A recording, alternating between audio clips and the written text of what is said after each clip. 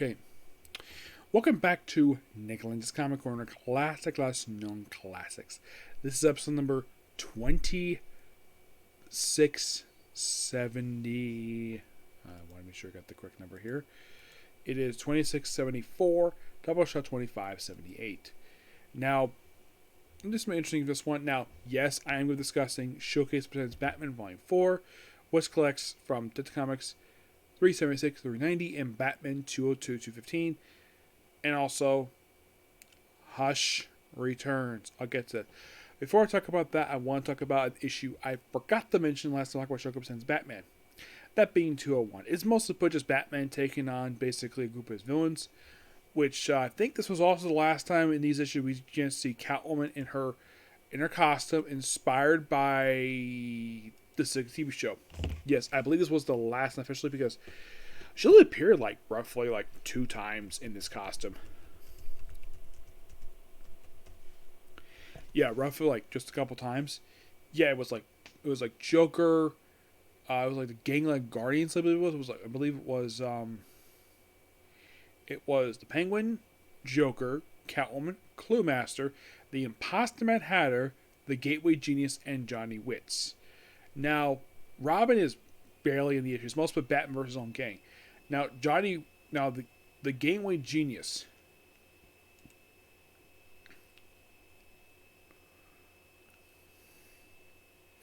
His daughter actually appeared once in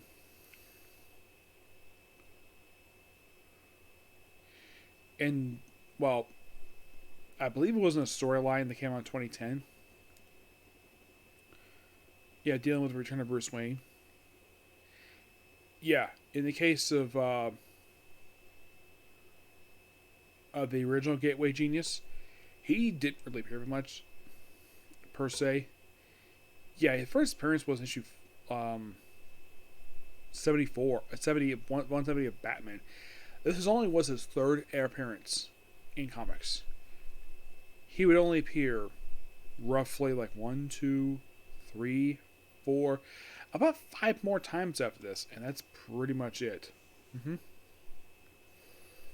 But the issue itself is written by Gardner Fox, artwork by Chris Cockstone and Joe Creta. That's mostly what it is. Now, in the case of some Detective Comics, for Detective 376, it is mostly put Batman being haunted. It's called Batman Haunted or Hunted. Hunted or Haunted. It's mostly put Batman versus an imposter Batman. And it's also about these Batmaniacs who appear for this one issue, who it's just a peek of the future. We're just a weird idea. They only appear for this one issue. And, well,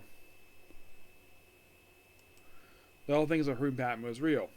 In 377, it features basically Return by the Riddler in a story known as The Riddler's Prison Problem. Yeah.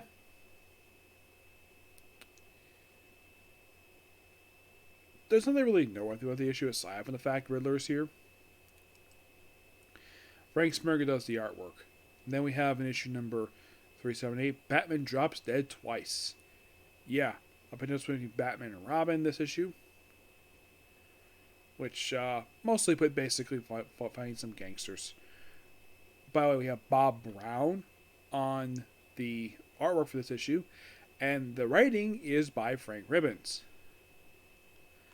Now, I believe this was the very first issue of the comics that Frank Ribbons ever wrote for the series. Let me double check this for sure.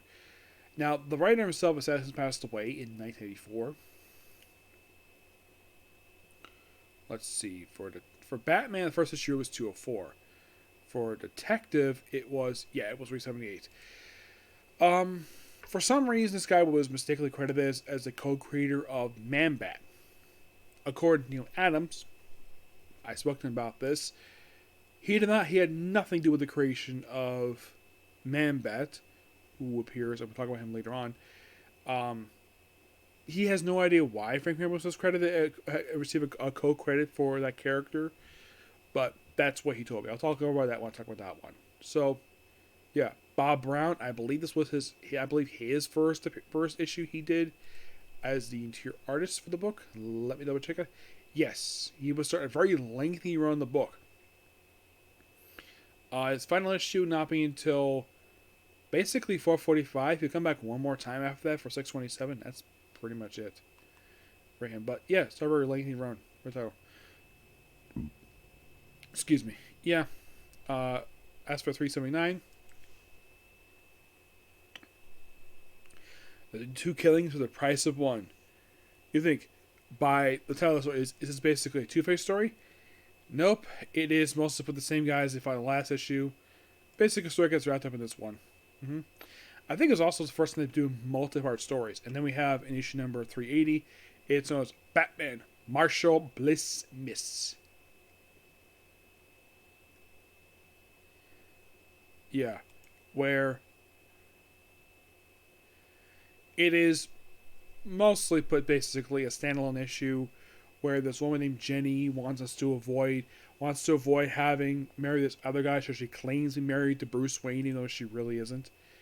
Yeah, it's basically about dealing with her brother.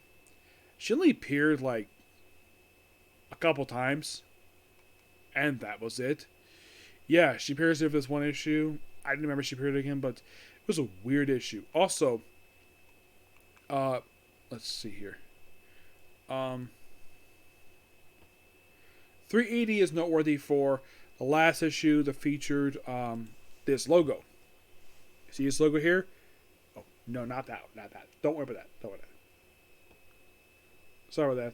Yeah, it's the advertisement. Okay, this logo right here, that's the last time that logo appears, and it gets replaced with this logo right here. A logo that would appear in the book for quite some time. Yes. Which Batman's cape takes over basically the logo. And, well, it's like, I do like the logo. I do like the change. It is interesting. The fact that Sitcoms presents Batman and Robin. I do like the fact he gets a co-feature credit in here. And the story is called One Drown, One More to Go. It's all apparently killing Robin, but it's mostly just to take out some guy called Mr. X. And that's pretty much it. It's a very interesting story for what it is. Excuse me. In 382, Riddler Robin Ribbon. Riddler story? Nope, it's mostly put to deal with smoke screen Rob. Mostly with a mob. Yeah. In issue 383, it's the Fortune Cookie Caper. Yeah, this issue featured, it's mostly about going to a Chinese bakery, and it's the 60s, so let's depict basically the Chinese as, oh boy, in a very racist. Now, I should point out though, this issue was published in the 60s, so anybody in present day would note the fact that this comic features a sort of a racist depiction of Asians. For one thing, Asians are colored yellow, because that's how they were depicted back then. Nowadays, Asians are colored the correct way, not this racist. Now, DC did not do what the original company owned Blackhawk did. They had a character who was Chinese, who wore this Chinese-style get-up and having buck teeth. Yes, because for some strange reason, Americans back then thought or depicted Chinese with buck teeth.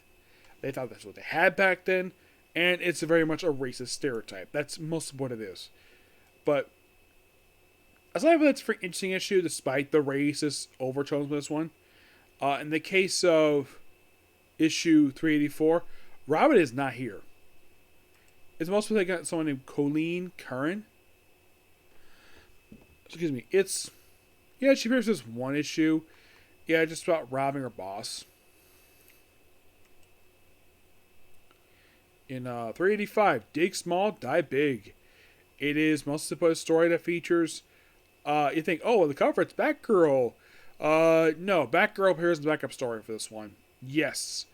because with issue 384, for quite a while they do this, where there is a rotating between Batgirl and Robin have backup feature. 383, which I discussed in a previous video, that was in fact a Long Game Man's last backup feature in the book into issues 426. It's mostly put just dealing with a guy trying to take out Batman.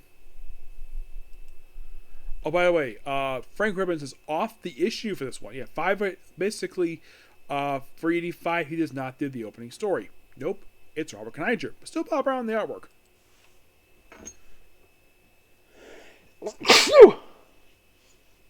Excuse me. And then 386, Standing for Murder.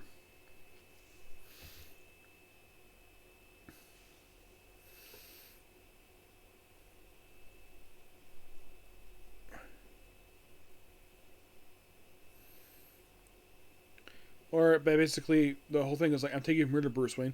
Yeah, it's mostly a guy.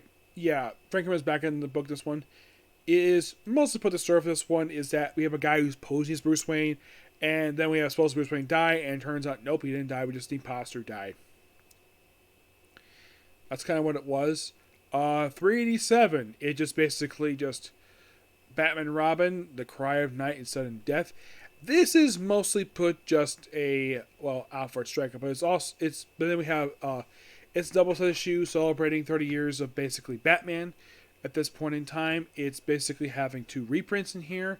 It's reprinted to Comics 27, and of course, basically that's backup story. This one, it just the opening story. It basically, the guy Alfred Striker.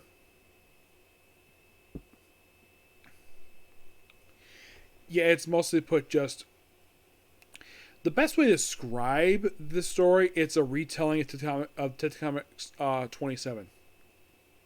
That's most what it is. 388. It's a Joker story. Public Lunatic #1. You have John Broome on this issue as a writer. Yes, it's a very interesting issue for what it is. Yeah, I love Joker. And then we have murder. We have mirrors. It's me. I'm petrified with fear myself. Yep. Frank Miller's back in the writing this one. It's mostly Batman versus Scarecrow in this issue.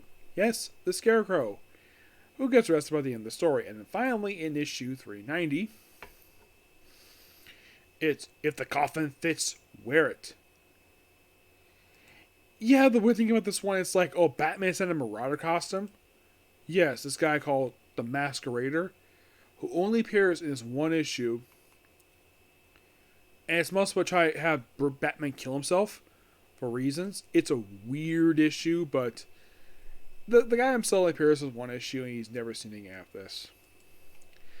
But that's the issue of Detective Comics for you. But what about basically the Batman issues? In issue 2, by the way, there are 2 issues I'm going to skip over here. Yes, those 215. I'm skipping over 203 and 208. The reason why? Reprints. I'm also skipping over another Batman issue besides those 2 issues. I am skipping over also issue 214 because I discussed it in this very book right here, which is Showcase Presents Batgirl Volume 2. Volume 1, excuse me. Yes, so in 202, Gateway to Death, Menace. Basically it collects both stories in here. The opening story is by Gardner Fox. Backup story is by Mike Frederick. The opening story is basically them versus a guy called the Great Norman. The backup story, it's a Robin story, which it seems something of the fact they collected both stories in here. I would have thought they wouldn't, but nope, the Showcase book collects both of them. Interesting. 203, Neil Adams is the cover for this one. Moving on. But in the case of issue 204, it's Operation Blindfold. That's what the story is called. It's mostly basically Batman being blind the whole story. And the main villain of the story is called Schemer, who only appeared for this quick 2-parter. And it's just like a funny gag. I think at this point in time, also, I heard in a documentary that the Batman writers...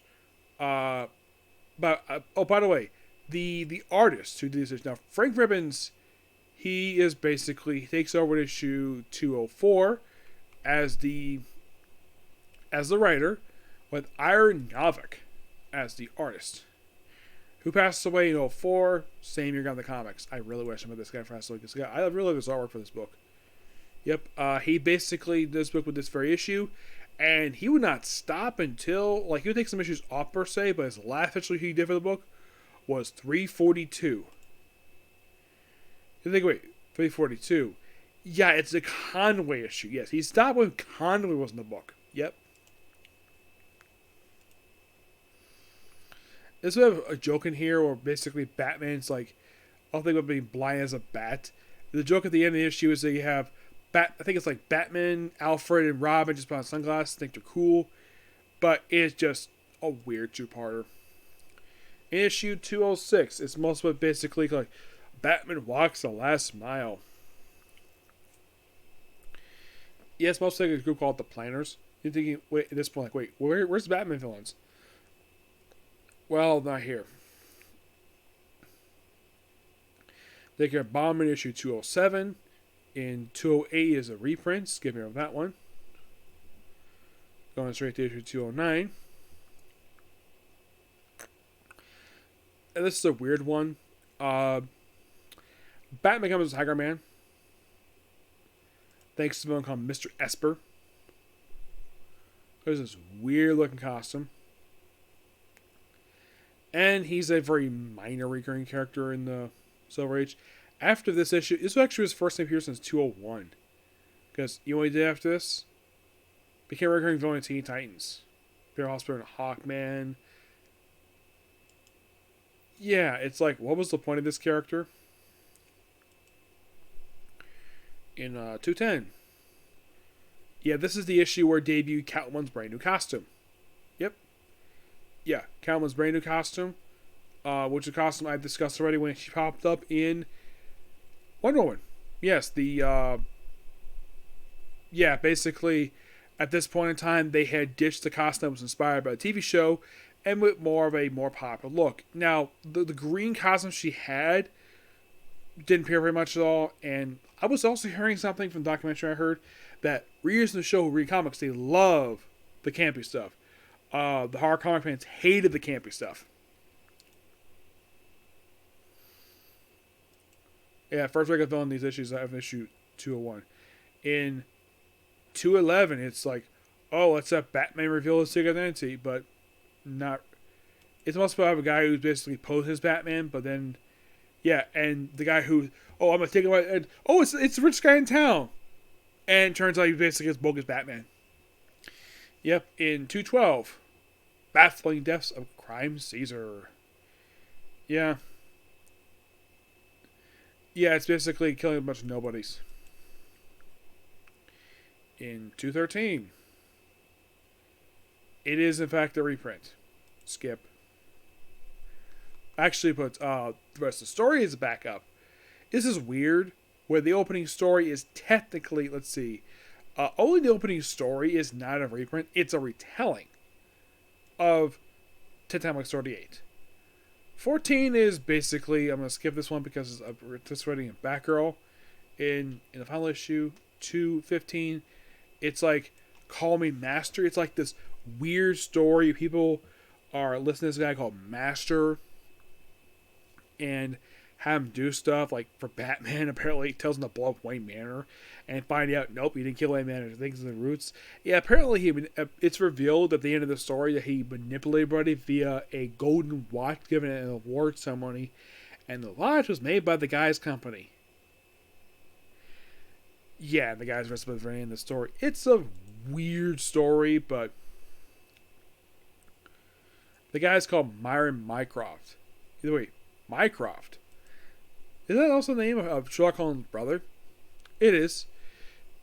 But I like these issues overall. I would say, for this time anyways, I'd say Titanic issues are a lot better than the Batman issues. Batman only had like 2 or 3 villain issues. It's mostly about some okay issues per se. But that one Titanic issue, man, that was racist. Alright.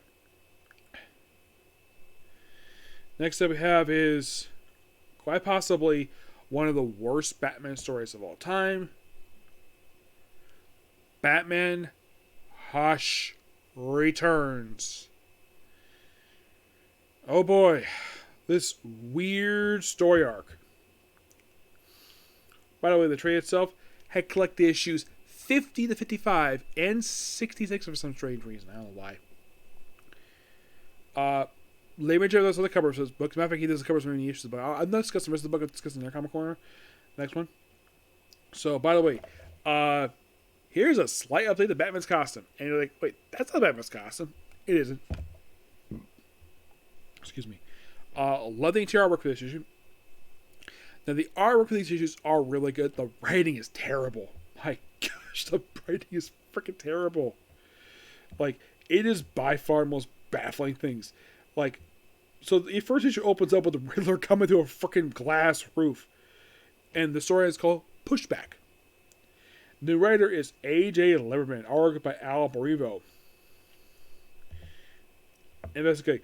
Oh, who threw him in the sky? And then we cut to this guy living in logs in the woods, and we see Bruce Wayne drawn very weirdly, and then he sees Vesper.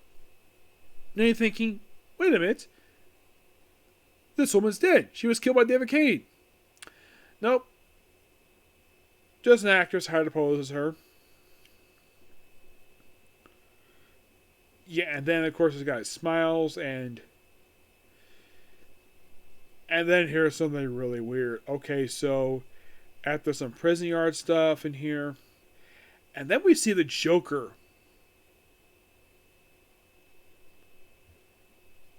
at this abandoned building, and he's not smiling.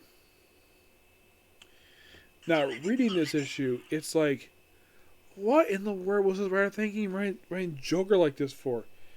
It is by far one of the most strangest stories I've read for him. He doesn't smile. It's like, oh, I can't do anything about payment from information from Riddler, and then the issue ends with Riddler's picture being burned. Like, what? For a story called Hush Returns, Hush is not in the opening issue. That's indeed true. He is not. Seems like so far we just have Batman, who doesn't appear in costume in this issue. Most was like Joker and Riddler. Then Joker looks like there's some research on some weird stuff. And you see this weird thing Batman does in the Batcave. Like, what? He looks at holograms? Like, wait a minute. This seems way out there. Oh, by the way, there's Tim Drake there with his mask on. And it seems that the colorist forgot the fact his hair is supposed to be black. I mean, this is very inconsistent here. Look at this panel here. Right color for his hair, and then you get this page here. Just one page later, and his hair is brown. Now we go some tunnels. You're thinking, where's Hush? You'll see him. And another character, you're like, what? So Oracle here, look at, and eventually Hush finally shows up. And of course, oh look, here's Riddler. And he gets punched by Hush, who has a slight update to his look. And then this apparently leads into what we saw in the first issue. And then here's Hush with his jacket open, and he's got scars across. Like, this is your new look for Hush. Yeah, then the issue ends and take away Riddler for some reason. And you're like, what? What in the world is going on here? It's like, oh yeah, then we have Hush talking to the Joker, which, this is weird, because this is, you think, did these two encounter each other in Hush? Nothing I could think of. No, this is the first time I can think of these two ever encounter each other. And then we have a bunch of Jokers, and then Hush beats up all of them. Actually, they beat him up, and he gets hit by the Joker. I'm going to say what a lot because it's weird. And then we have where Hush is back for some reason. And then Batman digs up Thomas Elliott's coffin and sees a newspaper, empty coffin. And then we see Joker at a mansion with the Penguin, who's afraid of Joker. Now, those of you who've seen this, like, what? The Penguin having a mansion? And you're saying, that's Penguin? Yes, that's Penguin. How? The frickin' cigar. And then we see Riddler, who's beaten up but standing. Yeah, then Batman says a tooth. Like, then we see Christmas Allen and Renee Matoy here. Matches on the main book, and then we see, this is really weird. So, this looks like basically like a warehouse for Riddler. We see various costumes. Like, okay, that's quite cool. I like the costumes. Don't recognize them. And then for some reason in the issue, Prometheus shows up. You're like, Prometheus. The guy who knows everything. The guy who's the main villain of the Cry for Justice. Except this is not him. Nope. Okay. So, a bit of explanation on this Prometheus. This is an imposter. Yep, it was retconned in Cry for Justice that this Prometheus was an imposter. One appeared in this, and the one appeared in Birds of Prey was not the real Prometheus. This was an imposter. That's James Robinson for you. I mean, I think it's understandable. And then for some reason, we have Batman going to Star City to look for Hush. Yes, because and we see Prometheus being shot by Green Arrow, whose beard is weird. I'm like, I get the fact this comic book was going at the time. By the way, the book was really good under original. I think at the time this book came out, I think Joe Winnick was writing the book, and I don't think his beard looked like that. I'm like, what?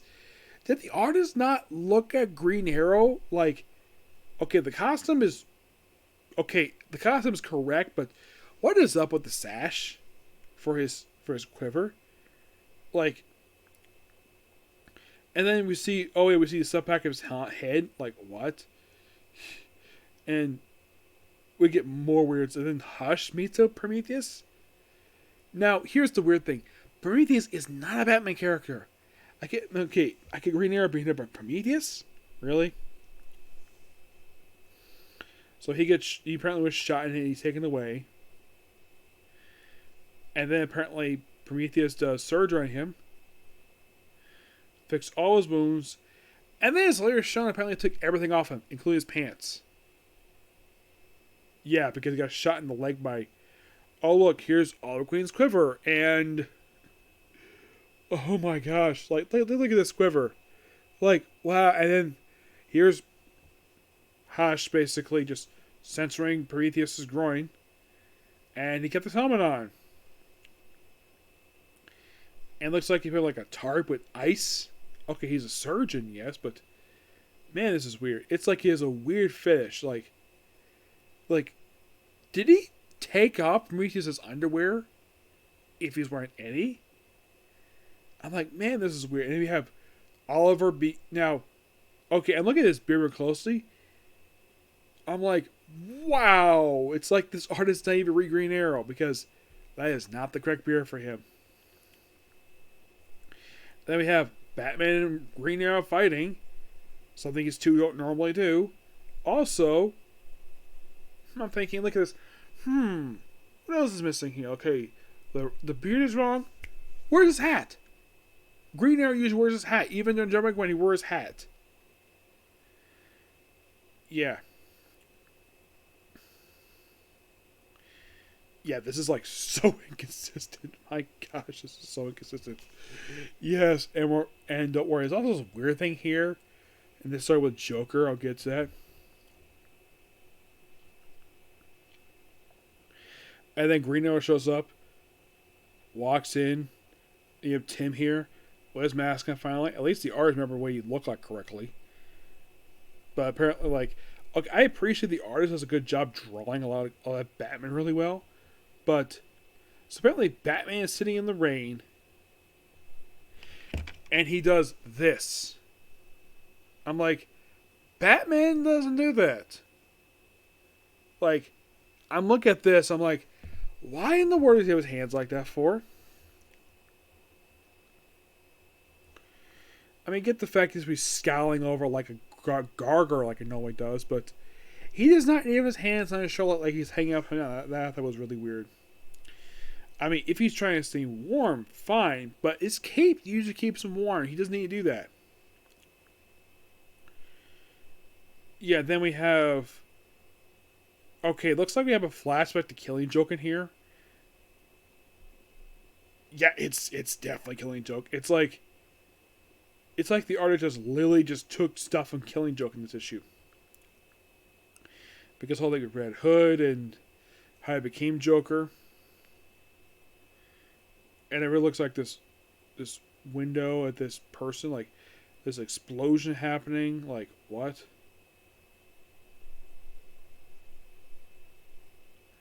And calls Riddler a deaf guy. And we see Joker in his purple coat looking at something. And we see a cab going, Gotham 50 miles. Like, what? Yeah, and by the way, the story just ends on a very weird note. Like, oh, and then we have Book 6 of Pushback. Yeah. And then we have Riddler and Joker just chatting. You read this, you're like, wait, where's Prometheus? Where's Green Arrow? Good question.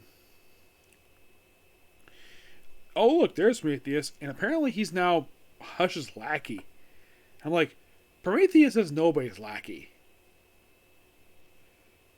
And here he's using a gun. Like, wow. Then his Joker guys are all dead. And Hush, and he gets scared. He gets scared of Hush to break his finger. And then he wipes blood off him. The Batman confronts Hush. Yeah, and then of course basically like, oh, he gets shot at. And then Joker looks like he wanders the sewers. And if yep, it's apparently Thomas. And then for some reason we have Riddler going in contact with Poison Ivy. Which I see this up, I'm like, wow. Okay. It's like these artists like, okay, how should I draw Poison Ivy? I know. Let's rip up Irma Thurman from Batman and Robin with this look. Despite the fact this is not actually was like. And then the issue ends with clothes scattered to the ground. We see Joker running through a field to a circus. And then ends with Welcome Home. So it looks like he went to the circus from Killing Joke. I'm like, what? And that's how that story ends. But we're not done yet. Oh no. We have one more issue here. And this was collecting the issue. This is why I think this issue has...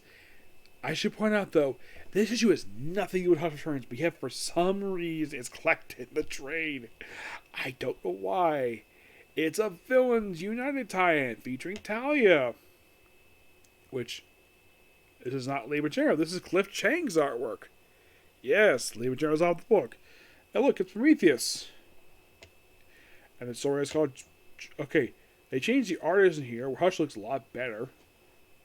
And now he's pointing a gun at Prometheus' head. I read it between issues. I'm like, yeah, there's no reason for him pointing a gun at Prometheus' head. Well, the fake Prometheus was, oh, he's a doctor. Like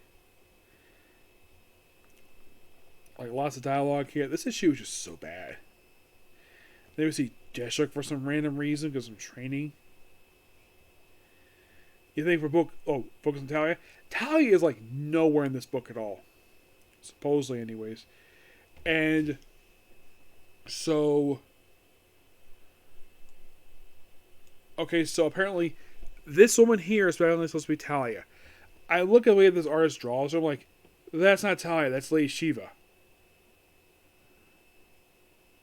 And then the issue ends like, to be continued in JSA Classified number 5. Or it looks like Ma Hinkle, aka Red Tornado, finds something.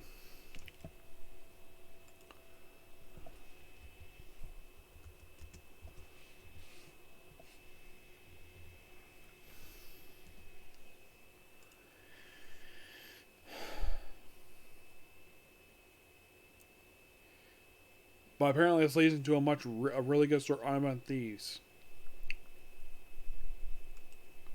Which I like that story arc, but man, this oh boy.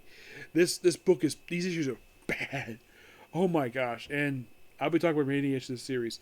And then here's the weird thing. If you're wondering, okay, we're at 66, what about 56 to 65? So 56, 58 are tie-ins to War Games. That's what happened next. Freaking War Games. 59 was actually in a trade.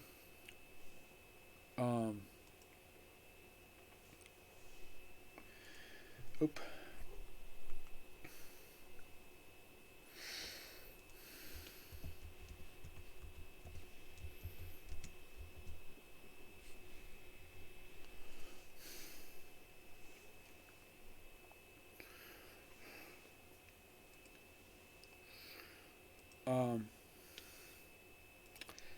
I'll be right back.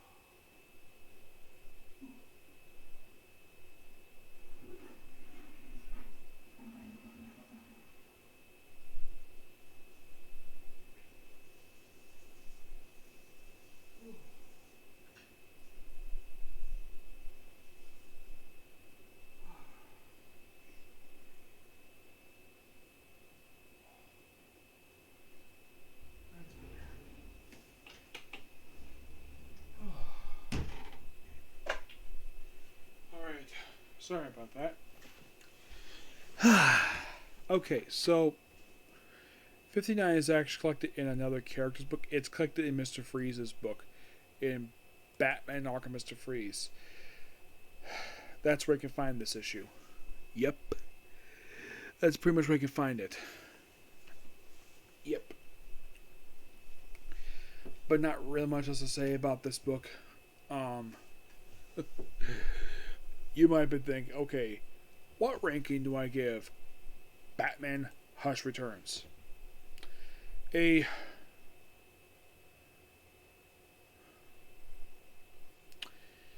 going to give it a 2 out of 10. Yeah, a 2 out of 10. That's most of what I'm giving here. Sadly put, that's what I'm giving. Merely because, okay, the story is awful. My gosh. The artwork, I love the artwork for these issues. And I love the cover art. But man, some of the stuff here is so inconsistent how stuff is. It's like the editor for these issues was asleep at the wheel for a few points. Like, Green Arrow is not accurately drawn.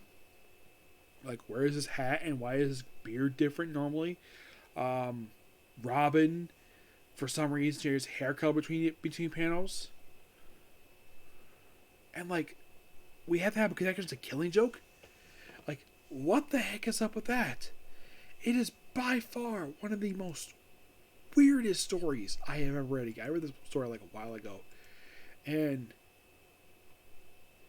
this new direction is supposed to be like, oh, Batman's relation with his villains. And these issues are awful. My gosh, what the heck was A.J. Lieberman thinking with these issues? Oh, and don't worry, I will be discussing those issues later on. It will be quite something. It's like, oh, we have to have, like, the Killing Joke stuff. I'm like, what?